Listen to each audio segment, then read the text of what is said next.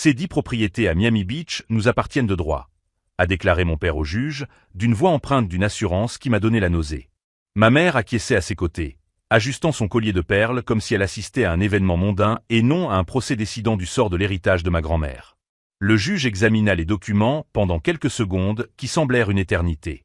Puis quelque chose d'inattendu se produisit. Il rit. Ce n'était pas un rire cruel ou sarcastique, mais le genre de rire sincère de quelqu'un qui vient de découvrir quelque chose de surprenant, presque comique. « Eh bien, c'est intéressant », a-t-il murmuré en feuilletant les pages de l'enveloppe que je lui avais remise quelques minutes auparavant. Mes parents se sont regardés nerveusement pour la première fois depuis que nous étions entrés dans la salle. Je m'appelle Miguel Fernandez et, à 32 ans, ingénieur civil spécialisé dans les structures maritimes, je n'aurais jamais imaginé que je me battrais contre mes propres parents pour l'héritage de la femme qui m'a élevé. 3 mois avant cette audience, j'ai reçu l'appel qui allait tout changer. Ma grand-mère Rosa était décédée. Elle n'était pas seulement ma grand-mère. Elle était ma mère adoptive, ma mentor, la personne qui m'avait appris que l'intégrité vaut mieux que la commodité. Rosa Fernandez possédait 10 propriétés de luxe réparties dans Miami Beach. Ce n'étaient pas seulement des maisons, mais de petits paradis architecturaux qu'elle avait achetés un par un au cours de 40 années de travail acharné en tant qu'agent immobilier. J'ai grandi en peignant des clôtures, en réparant des tuiles et en apprenant que prendre soin des propriétés, c'était prendre soin de l'avenir de la famille. Rosa disait toujours, « Miguel, ces maisons renferment des histoires. Elles prendront soin de toi quand je ne pourrai plus le faire. » Quand j'ai appris son décès, ma première pensée après la douleur a été pour ces 10 maisons au ton pastel que je connaissais comme ma poche. J'ai appelé mes parents dans l'espoir de partager ma tristesse et de discuter des arrangements funéraires. Au lieu de cela, mon père est allé droit au but. Nous avons déjà pris les choses en main. Tu as ta carrière, tu n'as pas à te soucier de ces formalités administratives. Ma mère a ajouté, ta grand-mère a toujours été très attachée à ses propriétés. Nous prendrons les décisions pratiques. Décisions pratiques. Cette phrase résonnait dans mon esprit tandis que je me rendais à Miami Beach le lendemain des funérailles. Les 10 maisons étaient alignées le long d'Ocean Drive, telles des sentinelles colorées gardant des souvenirs. La maison bleu turquoise où j'avais appris à utiliser des outils. La maison corail où Rosa m'avait appris à calculer les impôts. La maison jaune où nous avions passé d'innombrables après-midi à planifier des rénovations qui augmenteraient la valeur de la propriété sans lui faire perdre son charme. J'ai retrouvé mes parents dans la maison principale, un manoir art déco des années 40 que Rosa considérait comme son chef-d'œuvre. Ils étaient en compagnie d'un homme en costume gris qui n'appartenait manifestement pas à notre cercle familial. Voici l'évaluateur, m'a expliqué mon père sans gêne. Nous calculons la valeur totale pour une vente rapide. J'ai eu l'impression de recevoir un coup de poing dans le ventre. Vendre? Rosa n'aurait jamais vendu ses maisons. Rosa est décédée, a répondu froidement ma mère. Et nous devons être réalistes quant à l'entretien, aux impôts et aux responsabilités. Mais qu'en est-il du testament? Ils ont échangé un regard qui aurait dû m'alerter. Quel testament? A demandé mon père. Ta grand-mère n'a jamais laissé de testament officiel. Les propriétés nous reviennent automatiquement en tant que seuls héritiers vivants. Quelque chose n'allait pas. Rosa était méticuleuse avec les documents. Une femme qui archivait les reçus du petit déjeuner et conservait des copies de tout à 3 endroits différents. Elle n'aurait jamais laissé quelque chose d'aussi important sans documentation adéquate. Si vous suivez cette histoire de trahison familiale, n'oubliez pas de vous abonner à la chaîne pour découvrir comment cette bataille pour l'héritage de ma grand-mère a révélé des secrets qui allaient tout changer. Je suis sorti de cette maison avec la certitude grandissante que mes parents cachaient quelque chose d'essentiel. Et quand je découvrirais quoi, ils apprendraient que sous-estimer le petit-fils de Rosa Fernandez avait été la plus grande erreur de leur vie. La semaine suivante, j'ai découvert exactement quel genre de personnes étaient mes parents. Et ce n'était pas une révélation progressive ou subtile. C'était comme arracher un pansement et découvrir que la blessure en dessous était bien pire que je ne l'imaginais. Je suis retourné aux maisons d'Ocean Drive le mardi suivant, avec les clés que Rosa me confiait toujours en cas d'urgence. Je prévoyais d'inspecter minutieusement les propriétés, de vérifier les contrats de location et de rechercher tout document que mes parents auraient oublié de mentionner. La première surprise m'attendait dans la maison corail. La serrure avait été changée. Ma clé ne fonctionnait plus. J'ai immédiatement appelé mon père. Miguel, nous devions assurer la sécurité des propriétés, m'a-t-il expliqué avec ce ton condescendant que je détestais depuis mon enfance. Tu comprends, n'est-ce pas? Responsabilité légale. Responsabilité légale sur des propriétés que vous prétendez hériter automatiquement? Exactement. Et en tant que nouveaux propriétaires, nous prenons les décisions en matière de sécurité. Nouveaux propriétaires. Il se considérait déjà comme propriétaire avant même toute procédure judiciaire. C'est là que j'ai rencontré Patricia Ansley, locataire de longue date de la Maison Jaune depuis 15 ans. Une dame d'une 60aine d'années qui travaillait comme enseignante à la retraite et s'occupait d'orchidées rares sur son balcon. « Miguel, mon cher », m'a-t-elle appelé depuis son balcon lorsqu'elle m'a vu debout devant la maison Corail. « Ravi de te voir. J'ai besoin de te parler d'une chose très étrange. » Patricia m'a raconté que mon père était venu 3 jours auparavant avec un homme en costume et avait exigé d'entrer dans sa maison pour évaluer les améliorations nécessaires. Lorsqu'elle lui a demandé le préavis requis par la loi, mon père a répondu que les anciennes règles ne s'appliquaient plus. Il a été très grossier, Miguel. Il a dit que je devais me préparer à des changements importants et que les anciens locataires devaient s'adapter au nouveau temps. Patricia semblait vraiment effrayée. Ta grand-mère ne nous a jamais parlé comme ça. Jamais. J'ai eu un pincement au cœur. Rosa traitait tous ses locataires comme des membres de sa famille élargie. Elle connaissait les dates d'anniversaire des petits-enfants de Patricia, envoyait des cartes de Noël et réduisait le loyer lorsqu'elle savait que quelqu'un avait des difficultés financières. Patricia, ma grand-mère a-t-elle mentionné quelque chose au sujet de documents importants? Testament, acte notarié, quoi que ce soit. Elle a hésité un instant, puis m'a fait signe de la suivre dans le salon. En fait, oui. 2 semaines avant sa mort, Rosa est venue ici très agitée. Elle a dit qu'elle avait finalisé certains documents importants et que je n'avais pas à m'inquiéter de changements soudains. Elle a dit que tu t'occuperais de tout et que ces traditions seraient maintenues. Elle a dit ça spécifiquement? Que je m'occuperais de tout. Exactement ces mots-là. Et encore une chose, Miguel. Patricia baissa la voix. Elle a mentionné qu'elle avait conservé des copies des documents importants à 3 endroits différents. Elle a dit que certains membres de la famille ne comprenaient pas la valeur réelle de ces maisons. 3 endroits différents. C'était typique de Rosa d'être aussi prudente. Mais la conversation avec Patricia n'était qu'un avant-goût de ce que j'ai découvert par la suite. Le jeudi, j'ai reçu un appel de Fernando Martinez, le comptable qui travaillait avec Rosa depuis plus de 20 ans. Sa voix semblait tendue, presque nerveuse. « Miguel, j'ai besoin de te voir en personne. C'est à propos des comptes de ta grand-mère. Il y a quelques irrégularités qui m'ont laissé inquiet. » Nous nous sommes retrouvés dans son petit bureau bien organisé sur Biscayne Boulevard. Fernando était un homme méticuleux qui classait ses trombones par couleur et gardait son bureau parfaitement propre, à l'exception d'un seul stylo parfaitement aligné. « Ton père est venu ici lundi », a commencé Fernando, ses mains nerveuses jouant avec le stylo. Il a exigé un accès complet à tous les comptes de Rosa. Il a dit qu'il avait l'autorité légale en tant qu'héritier et que je devais tout transférer immédiatement. Et vous l'avez fait? Bien sûr que non.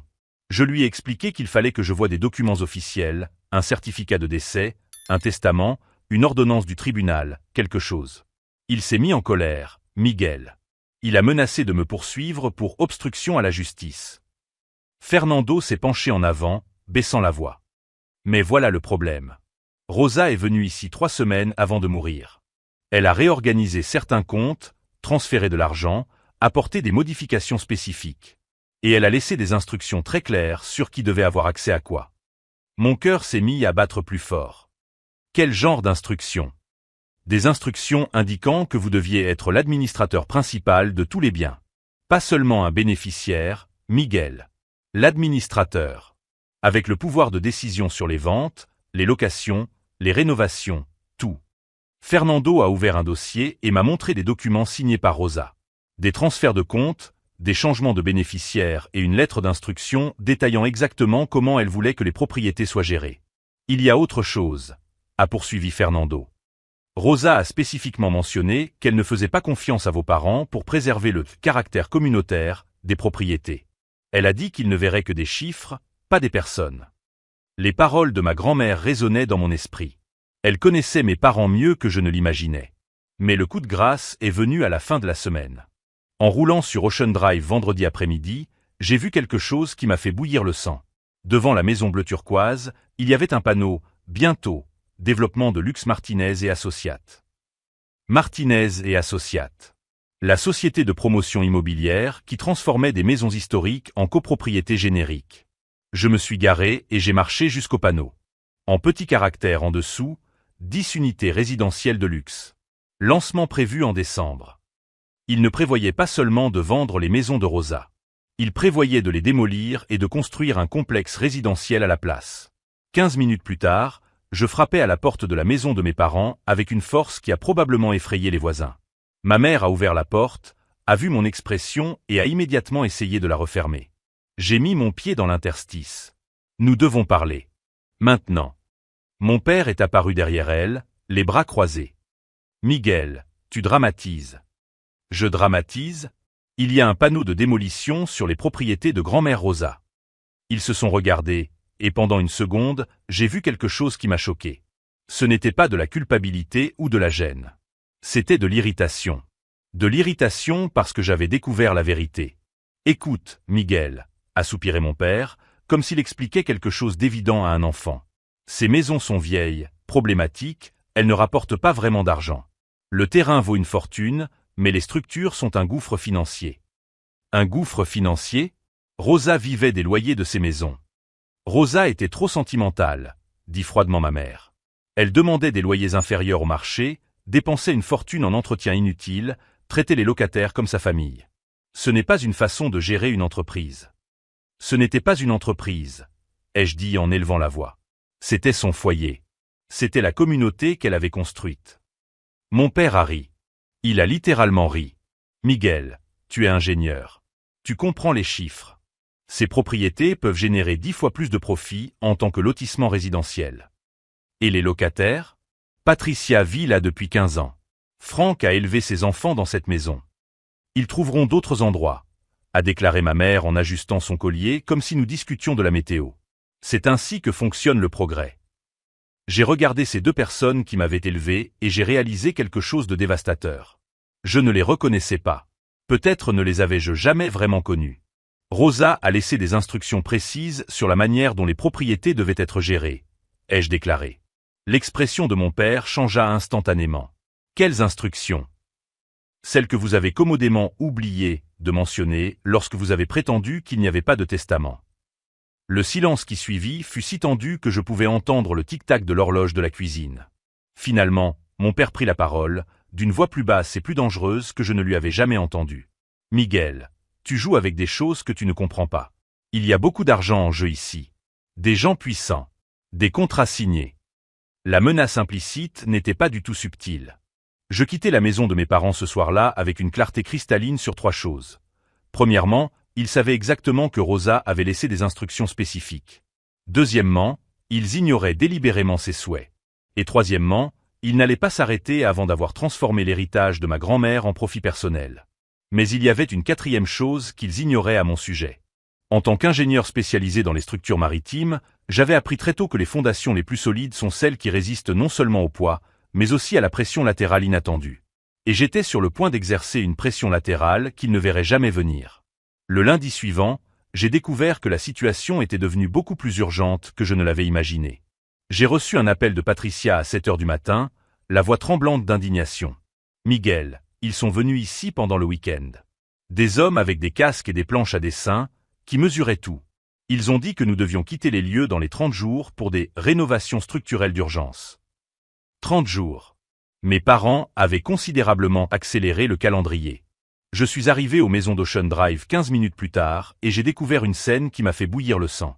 De petits drapeaux jaunes marquaient des points précis autour de chaque propriété. Ce n'étaient pas des marques aléatoires. En tant qu'ingénieur, j'ai immédiatement reconnu le schéma, des points de démolition stratégiques. Franck, le vétéran de la garde côtière, se tenait sur le porche de la maison vert citron, une tasse de café à la main, les mains légèrement tremblantes. Quand il m'a vu, il m'a fait signe de monter. 43 ans de service, a-t-il dit sans préambule, 2 tours au Vietnam, 3 ouragans de catégorie 4, et c'est la première fois que je me sens complètement impuissant. Franck, raconte-moi exactement ce qui s'est passé. Samedi matin, une équipe de topographie s'est présentée. Ils ont dit qu'ils avaient l'autorisation légale d'inspecter les risques structurels. Ils ont montré des papiers officiels, ont parlé de sécurité des locataires et de responsabilité civile. Franck a bu une gorgée de café. Miguel, je sais reconnaître une opération militaire quand j'en vois une. Celle-ci était coordonnée, planifiée dans les moindres détails. J'ai examiné les drapeaux de plus près. Chacun était placé exactement là où il fallait mettre des explosifs pour une démolition contrôlée et efficace. Mes parents ne prévoyaient pas seulement de vendre les maisons. Ils se préparaient à effacer complètement l'histoire que Rosa avait construite. Il y a autre chose, a poursuivi Franck. Ils ont laissé ça pour toi. Il m'a tendu une enveloppe blanche sur laquelle mon nom était écrit en lettres majuscules. À l'intérieur, une seule feuille de papier à en-tête d'un cabinet d'avocats que je ne connaissais pas. Monsieur Miguel Fernandez. Par la présente, nous vous informons que la procédure d'expropriation des propriétés d'Ocean Drive sera officiellement engagée dans 72 heures. Toute tentative d'interférer dans la procédure judiciaire sera considérée comme une obstruction à la justice. Nous vous recommandons de consulter un avocat indépendant. 72 heures. Non seulement ils ignoraient les souhaits de Rosa, mais ils utilisaient le système juridique pour me réduire au silence avant que je puisse réagir.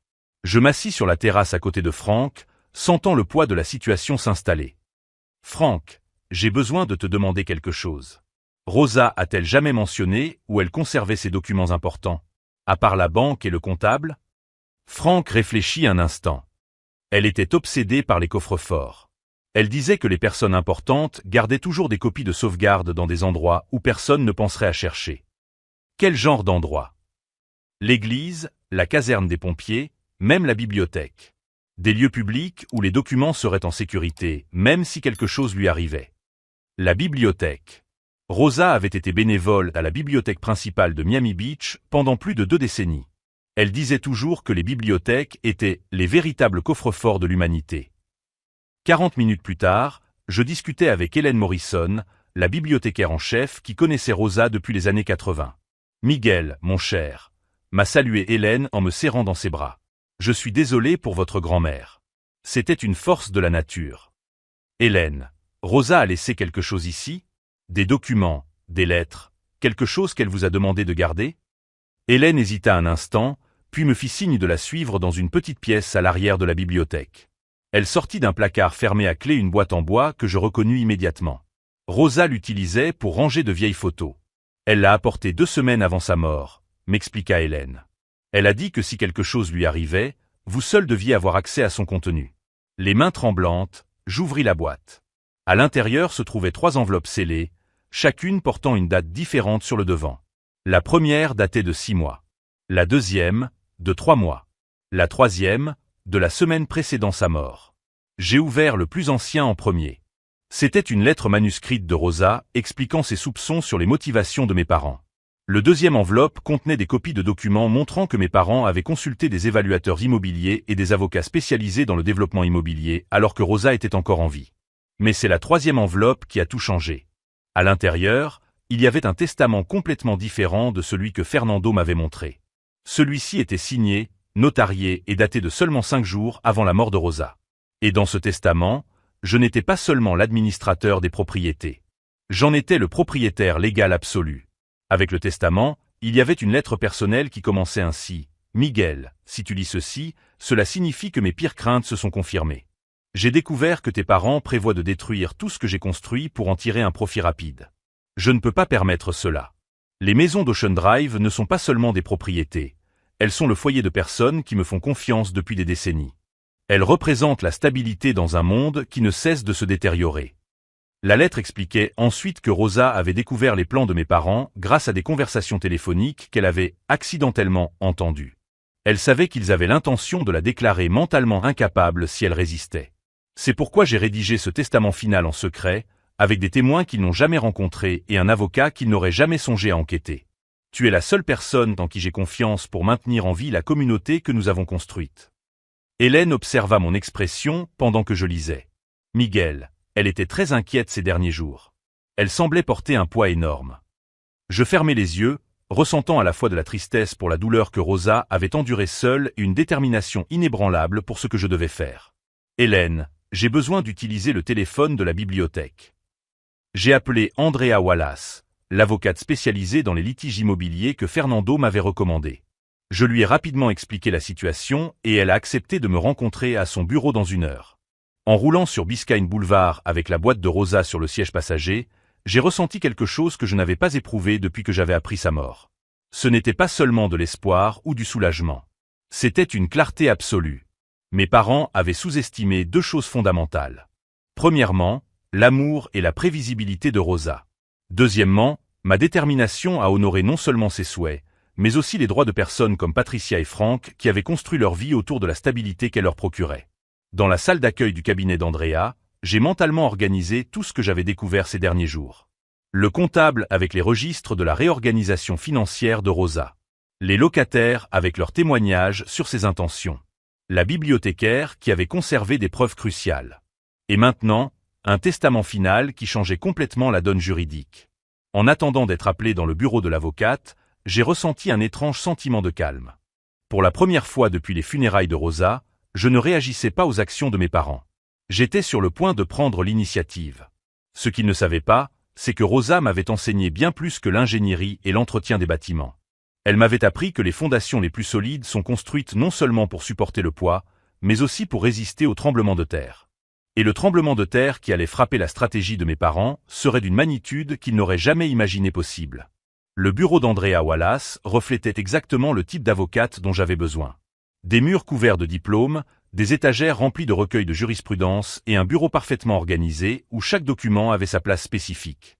Lorsqu'elle a ouvert la boîte de Rosa et examiné le testament final, son expression professionnelle a laissé place à quelque chose que je ne peux décrire que comme une satisfaction prédatrice. « Miguel, cela change complètement la donne », dit-elle en ajustant ses lunettes. « Non seulement vous avez un droit légal absolu sur les propriétés, mais vos parents enfreignent clairement la loi en procédant à la vente. » Je lui ai expliqué les drapeaux jaunes, le délai de 72 heures et la menace d'expropriation.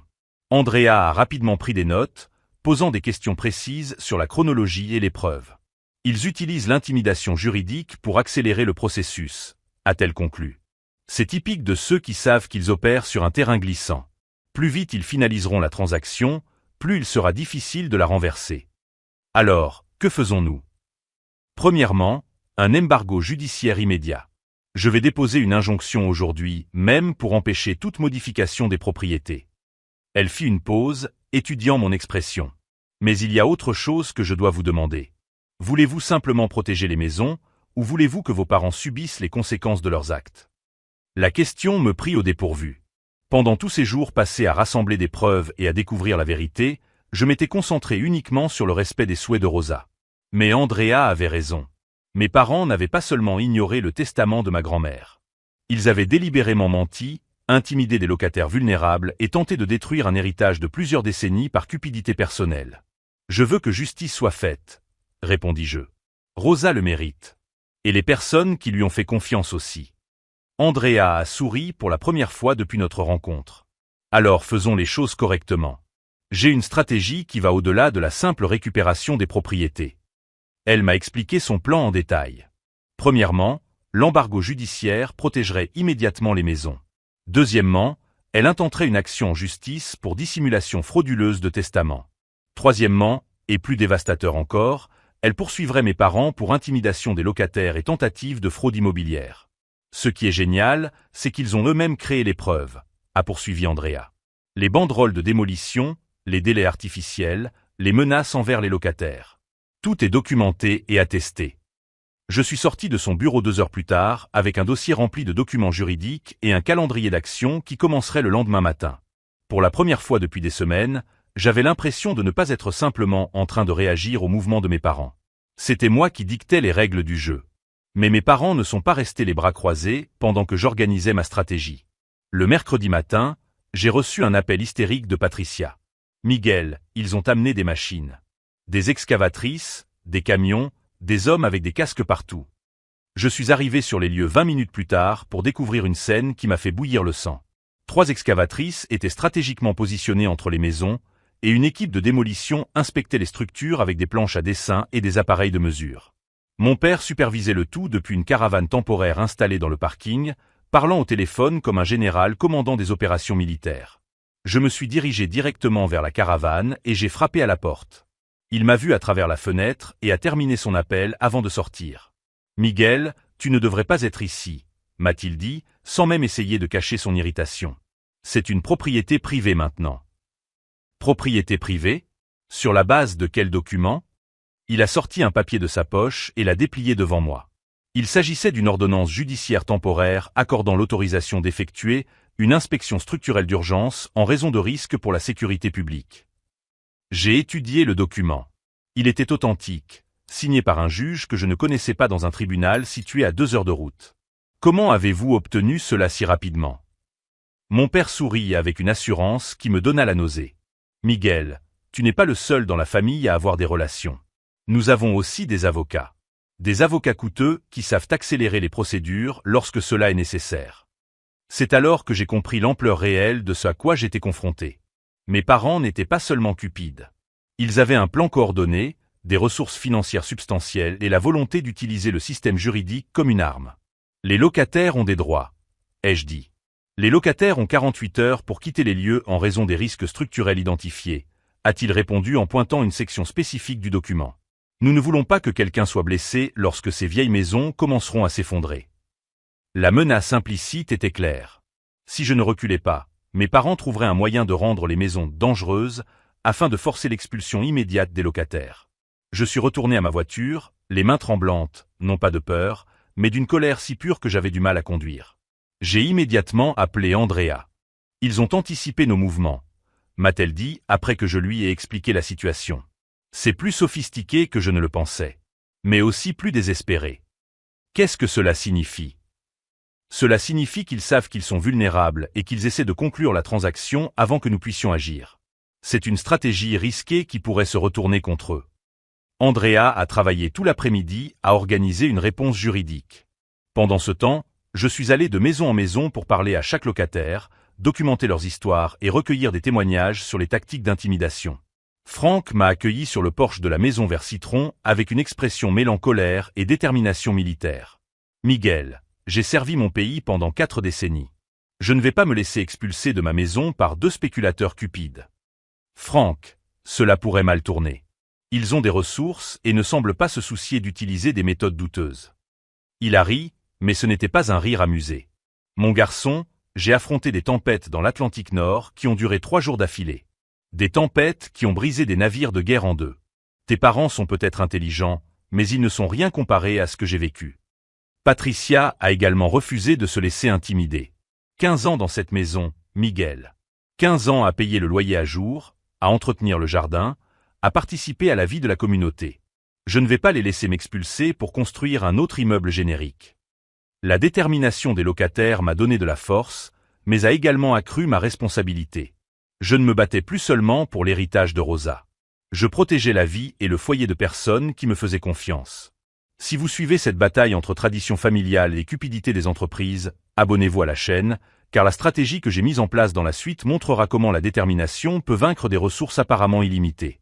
Le jeudi matin, Andrea m'a appelé avec des nouvelles qui ont complètement changé notre stratégie. Miguel, j'ai trouvé quelque chose d'intéressant sur le juge qui a signé l'ordonnance d'inspection structurelle, m'a-t-elle dit. Il a des liens financiers directs avec la société de promotion immobilière Martinez et Associates. Quel genre de lien?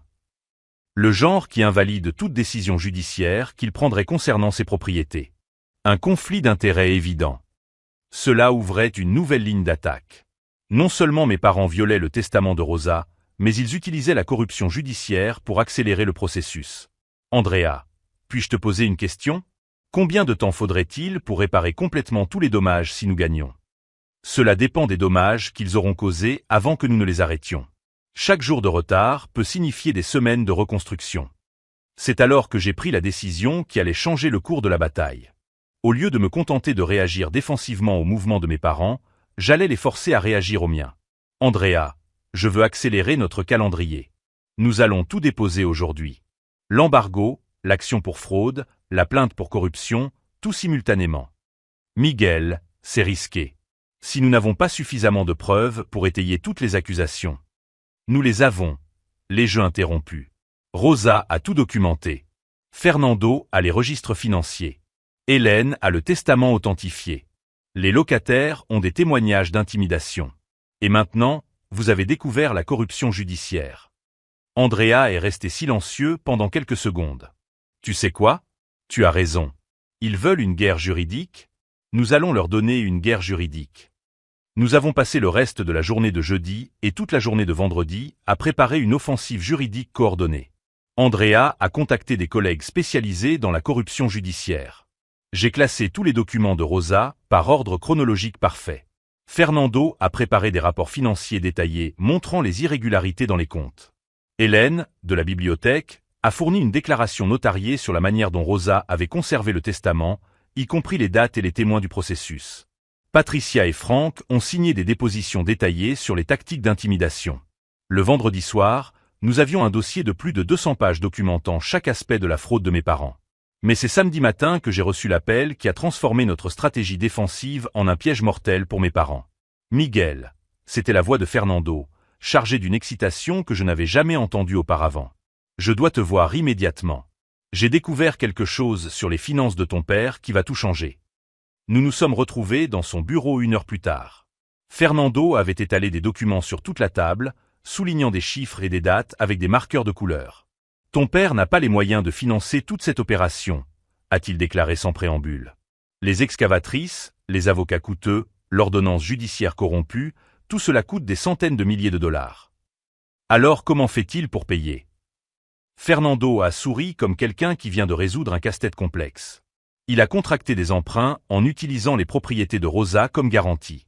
Des propriétés dont il n'est pas légalement propriétaire.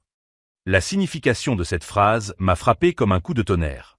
C'est de la fraude bancaire. Une fraude bancaire fédérale, confirma Fernando. Et ce n'est pas tout. S'il perd les propriétés, il ne pourra pas rembourser les prêts. Il perdra tout ce qu'il possède. Je compris alors que mes parents n'essayaient pas seulement de voler l'héritage de Rosa. Ils avaient misé tout ce qu'ils possédaient sur la certitude qu'ils pourraient mener à bien leur fraude avant d'être découverts. C'était une stratégie désespérée déguisée en confiance. Et cela signifiait que lorsque notre offensive juridique commencerait lundi, nous ne récupérerions pas seulement les propriétés de Rosa. Nous détruirions complètement la vie financière de 2 personnes qui avaient choisi la cupidité plutôt que leur famille. Je quittais le bureau de Fernando ce samedi après-midi avec une idée très claire de ce qui allait se passer ensuite. Mes parents avaient construit toute leur stratégie sur le fait que j'étais trop jeune, trop inexpérimenté et trop émotive pour représenter une menace réelle. Le lundi matin, ils allaient découvrir à quel point ils s'étaient trompés sur toutes ces suppositions. Lundi, 8 heures du matin. Le tribunal du comté de Miami-Dade était silencieux, à l'exception du bruit de mes pas qui résonnait dans le couloir en marbre. Andrea marchait à mes côtés, portant 3 mallettes remplies de documents, le visage concentré comme celui d'un chirurgien avant une opération délicate. « Tu es prêt ?» m'a-t-elle demandé en s'arrêtant devant la porte de la salle d'audience. J'ai regardé à travers la vitre et j'ai vu mes parents déjà assis à la table des accusés, entourés de 3 avocats en costume coûteux. Mon père discutait avec animation avec l'avocat principal, gesticulant avec assurance comme quelqu'un qui discute d'une victoire déjà assurée. « Je suis né prêt », ai-je répondu. Mais lorsque nous sommes entrés dans la salle, la première surprise m'attendait. Le juge James Morrison avait été remplacé. À sa place se trouvait une femme d'une 50aine d'années, au regard pénétrant et à l'attitude suggérant des années d'expérience dans des affaires complexes. « Bonjour », dit-elle aux 2 parties. « Je suis la juge Patricia Hendricks. Je prends en charge cette affaire en raison du récusation du juge Morrison pour conflit d'intérêts. » J'ai vu mon père échanger des regards nerveux avec ses avocats. Le juge corrompu avait été écarté avant même d'avoir pu agir. Andrea s'est levée la première. « Votre honneur, nous aimerions présenter des preuves qu'il existe un testament valide et légal laissé par la défunte Rosa Fernandez, ainsi que des preuves de fraude, d'intimidation et de corruption de la part des défendeurs. » L'avocat de mes parents, un homme chauve nommé Richardson, l'interrompit immédiatement. « Objection, votre honneur. Il n'y a aucune preuve d'un testament. Nos clients sont les seuls héritiers légaux. » La juge leva la main. « Monsieur Richardson, vous aurez votre chance. Madame Wallace, vous pouvez continuer. » Andrea ouvrit la première mallette et en sortit le testament final que Rosa avait conservé dans la bibliothèque. « Votre honneur, ce testament a été signé, daté et notarié 5 jours avant le décès de Madame Fernandez.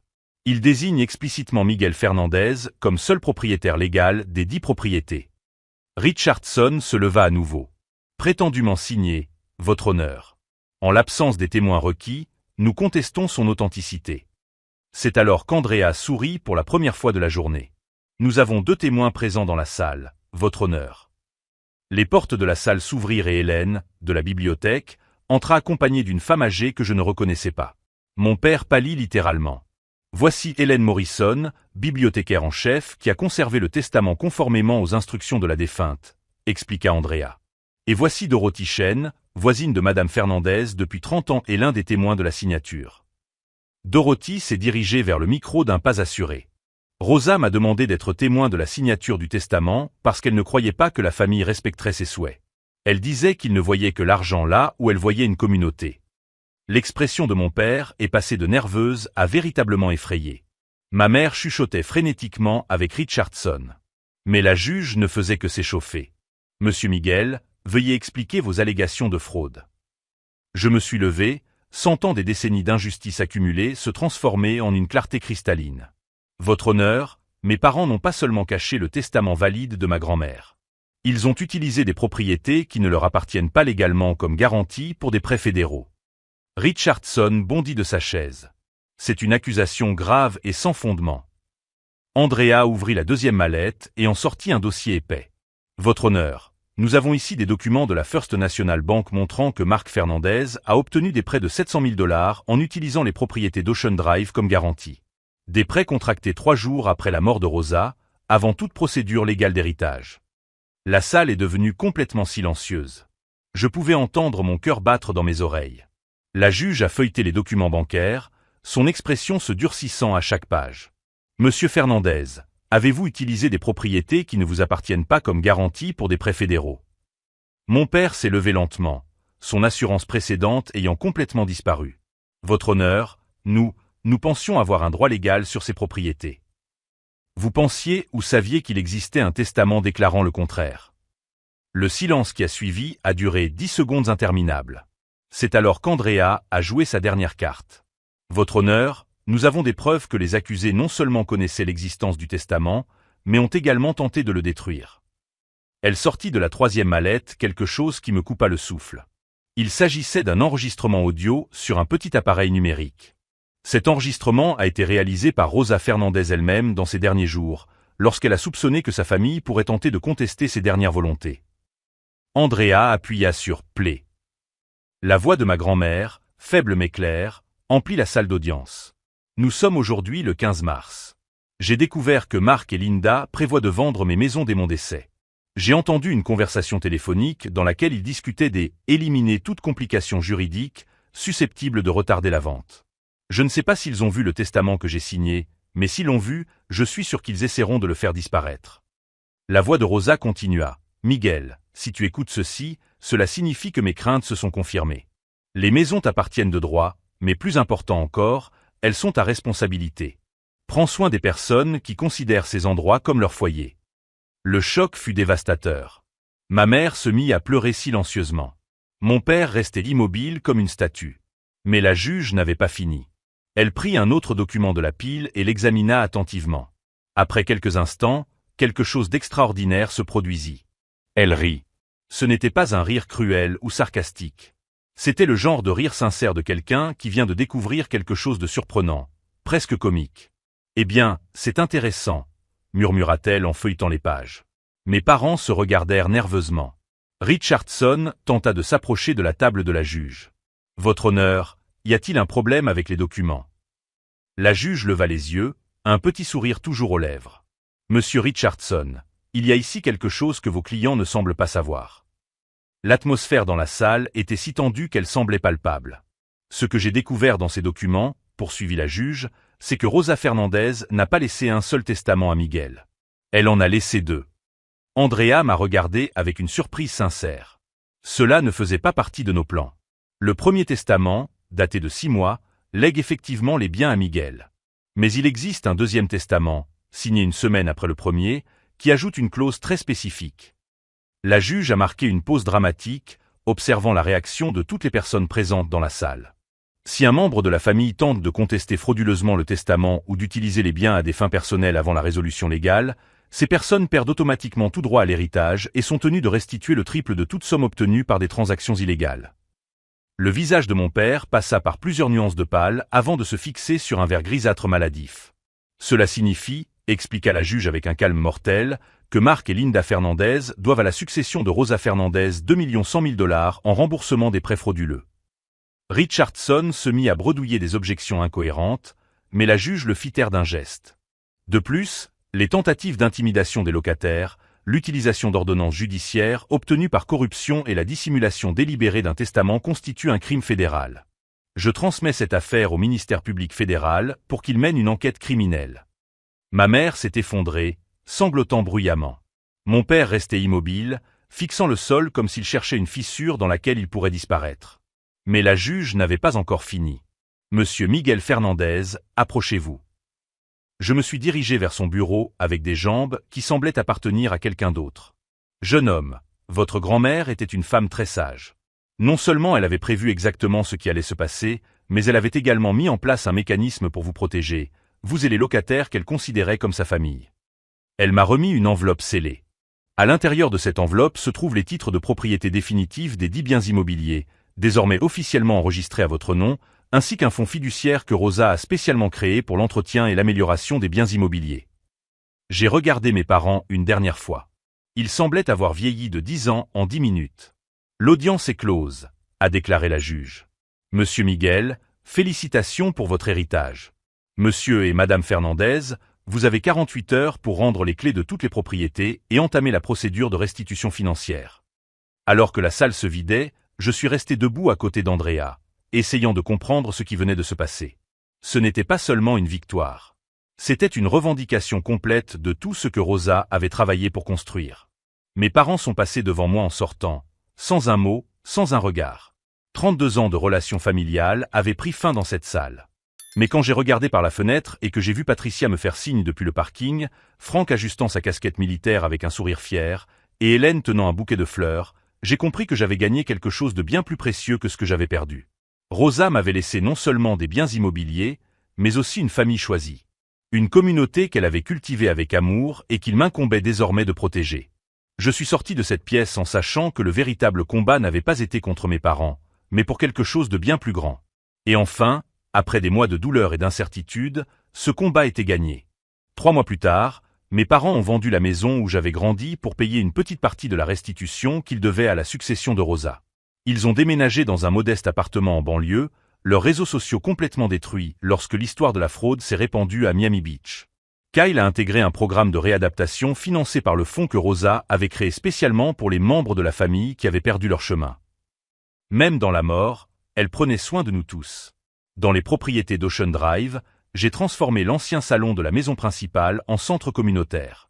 Patricia organise des cours de jardinage. Franck enseigne la navigation à de jeunes vétérans. Chaque semaine, je constate que Rosa n'a pas seulement laissé des maisons, mais aussi une famille choisie. Un après-midi, j'ai trouvé une dernière lettre de ma grand-mère cachée derrière une photo de nous. Miguel, si tu lis ceci, cela signifie que tu as appris la différence entre posséder et protéger. Les maisons n'ont jamais été une question d'argent. Il s'agissait de donner aux gens un endroit où ils se sentaient chez eux. Je regarde par la fenêtre et je vois des enfants jouer dans les jardins que nous entretenons, des personnes âgées discuter sur les balcons que nous avons peints ensemble, une communauté s'épanouir exactement comme elle l'avait rêvé. Mes parents ont essayé de transformer l'héritage de Rosa en profit rapide. Au lieu de cela, ils m'ont appris que certains héritages ne peuvent être vendus, mais seulement honorés. Si cette histoire sur la famille, la trahison et la justice vous a touché, abonnez-vous à la chaîne pour découvrir d'autres histoires de personnes qui ont transformé leurs pires défaites en leurs plus grandes victoires. Au final, Rosa avait raison sur tout. Les maisons ont vraiment pris soin de moi, et maintenant je prends soin d'elles.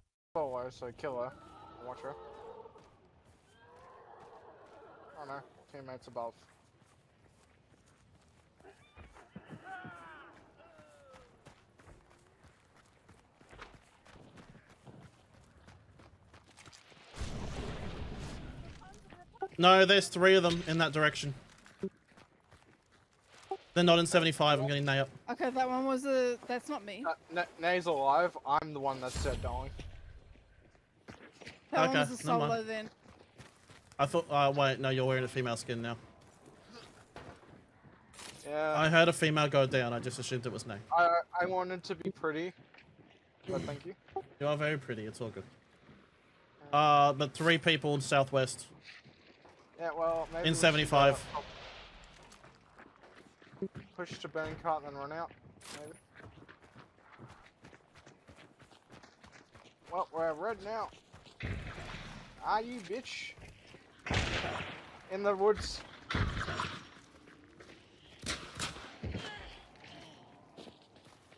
Still someone around. It's here. Are you? Why? Why me? Domestic.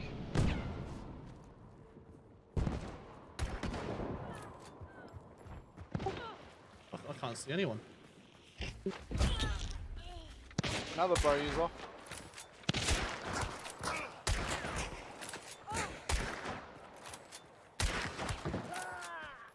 Got one of them. The other one's up there. I'm out of bullets. I'm still using a bow around us. There's two there, Lucky. Yeah, someone just died there as well. I need a heal. Oh.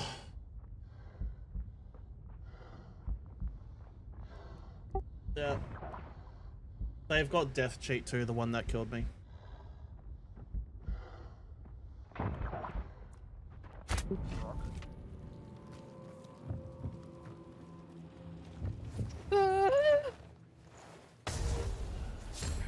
Oh, they serpented the bounty. That's what it is, yeah. Oh, fuck it. There's still one over here too. I think that's the one that serpented.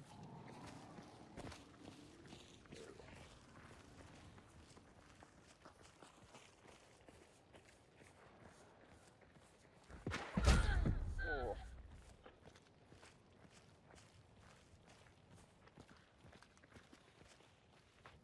He's running over for the bounty.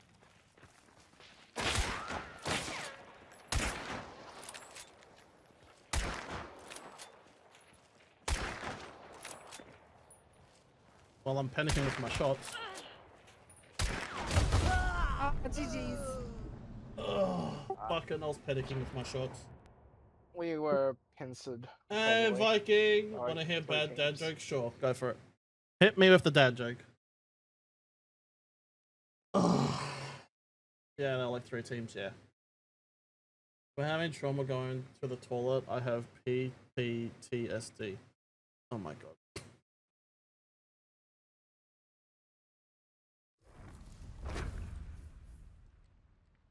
That's fucking terrible. That was fucking terrible. Oh, I forgot we had death sheet.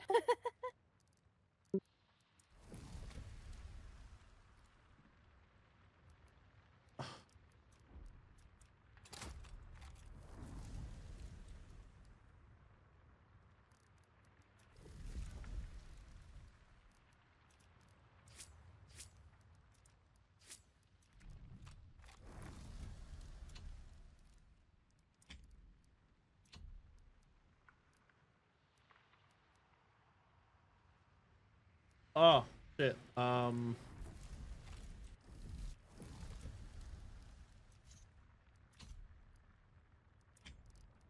have doctor.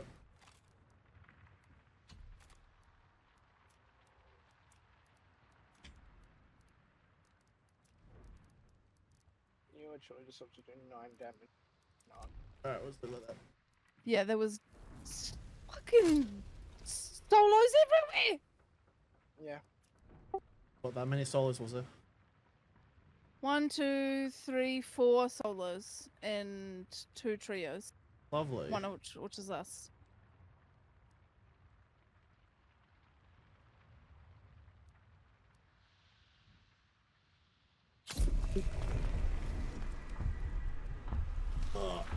No, no, Chaos, I know, I did it. Did I destroy your brain with it? No, you didn't destroy my brain, that's just fucking bad. Also, TPT.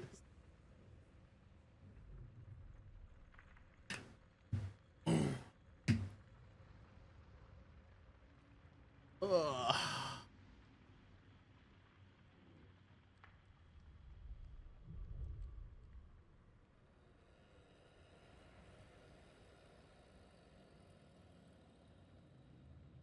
I blame my shit gameplay for being how hot it is right now.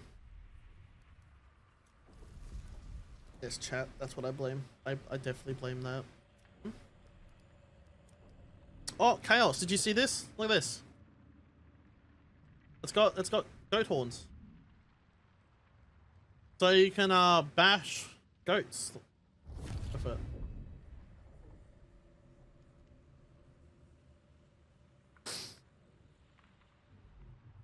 Cool.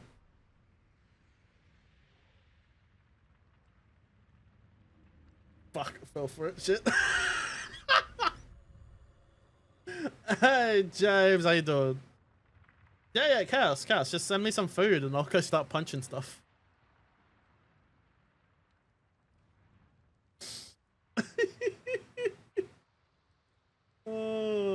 funny. I'm a funny.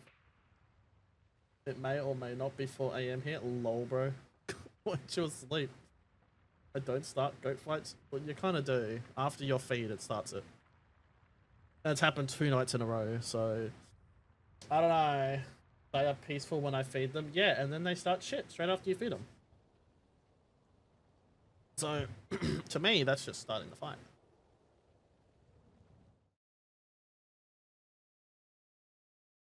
It's a fire map again.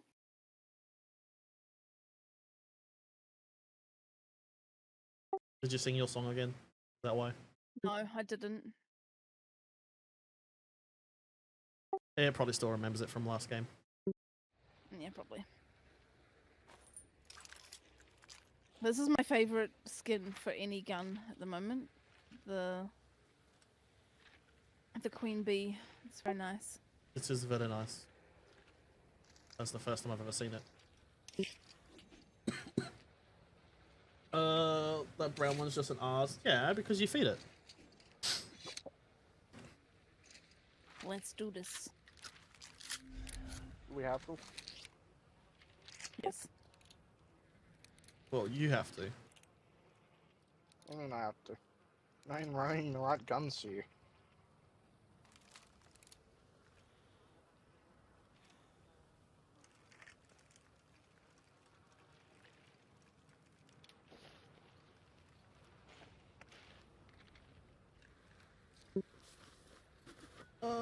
I was playing Shadow of War, then I was watching someone else, then I went for... It went live towards the end of hers, so I'm here now. That is fair, bro. That is fair. And next on the cards is Sleep, I'm guessing? I have played with it before. What do you mean the first time?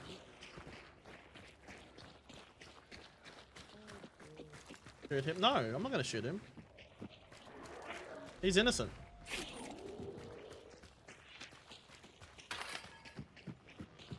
Was it? That's fair, bro. That's fair. Sequencer.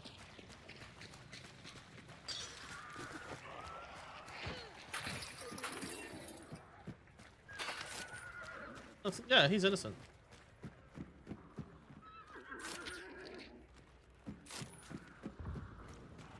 I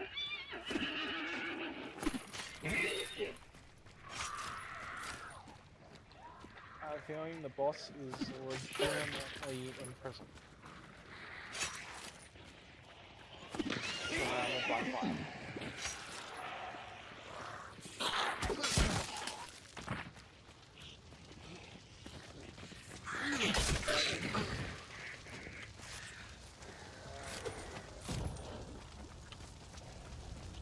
Innocent my butt? Nah, he innocent. Oh, damn. This is the weirdest map, like, grey out I've ever seen. It is very interesting.